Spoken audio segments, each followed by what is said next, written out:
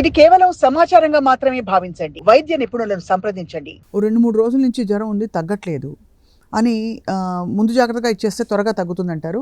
And కొన్ని కేసెస్లో మరి ఏమిటో అది కోఇన్సిడెన్సో ఏమిటో యాంటీబయాటిక్ మొదలెట్టిన ఫస్ట్ కోర్స్ అవ్వగానే జ్వరం తగ్గిపోతుంది. చాలా మందికి ఇది సైకలాజికల్ ప్లాసిబో ఎఫెక్ట్ ఉంటుందండి. ఓకే. సెకండ్ థింగ్ ఏంటంటే కామన్ కోల్డ్ న్యాచురల్ కోర్స్ ఏంటి అంటే 3 రోజులు ఉంటుంది, 4వ రోజుకి పీక్ వెళ్ళి దానంతట అదే తగ్గిపోతూ ఉంటుంది. కరెక్ట్. ఆ పీక్ తగ్గేటప్పుడు మనం మెడికేషన్ తీసుకుంటాం. 3 రోజులు ఎనీవేస్ ఆగుతాం మనం. 4వ రోజు తగ్గేటప్పుడు తీసుకుంటాం కాబట్టి న్యాచురల్ కోర్స్లోనే అది తగ్గిపోతుంది. కానీ ఈ ట్యాబ్లెట్ వల్ల తగ్గుతుందని నాకు ఇది తగ్గింది, మీరు స్టార్ట్ చేయండి, మీరు స్టార్ట్ చేయండి, మీరు స్టార్ట్ చేయండి అని అందరూ చెప్పుకుంటారు.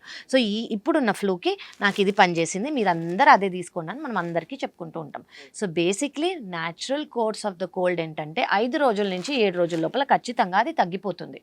That's normal flu.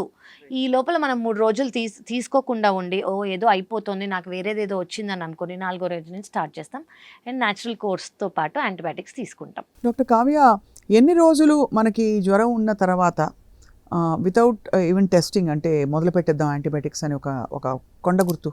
ఓకే, మీరు ఒక్కటి ఏం చేయొచ్చు అంటే ఫ్లూ లైక్ సిమ్టమ్స్ ఉన్నాయా అంటే కామన్ కోల్డ్ కానివ్వండి, కాఫ్ కానివ్వండి, ఫెటీగ్ కానివ్వండి, ఇవనేది కామన్గా మనకు కనిపిస్తుంది.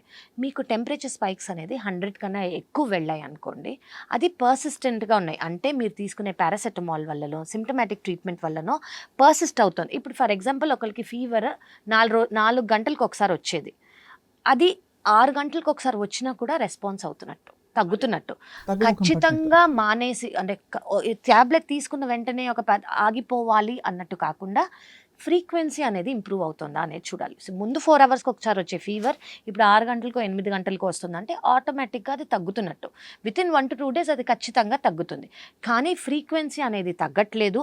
ఫీవర్ స్పైక్స్ అనేవి అంతే ఉంటున్నాయి అంటే 100 కన్నా ఎక్కువ ఉంటున్నాయి. 4 గంటలకు ఒకసారి ఫీవర్ ఖచ్చితంగా వస్తోంది, దాంతో చిల్స్, రైగర్స్ అసోసియేట్ ఉంది అండ్ సివియర్ వీక్నెస్ ఉందనుకోండి, టెస్ట్లు చేసుకోవడం అవసరం.